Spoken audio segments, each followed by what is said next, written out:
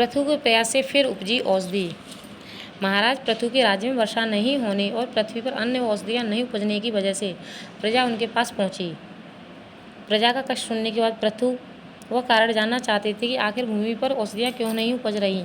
उन्होंने ध्यान कर देखा कि पृथ्वी ने खुद सारी औषधियाँ का ग्रास कर लिया है।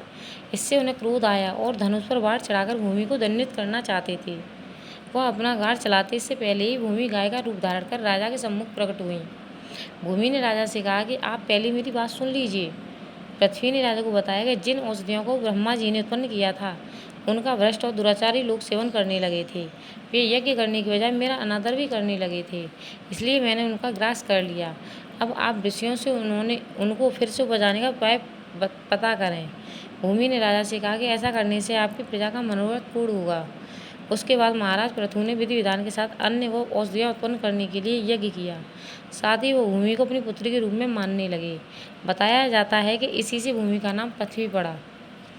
उन्होंने अपने धनुष के अग्रभाग से पृथ्वी के उठे हुए भाग को समतल किया, जिससे लोग आसानी से रह सकें और प्रजा अपने लिए अन्न और औषधियाँ उपजा सकें। इस प्रकार पृथ्वी का नाम राजा पृथु के प्रयास से पृथ्वी पड़ा।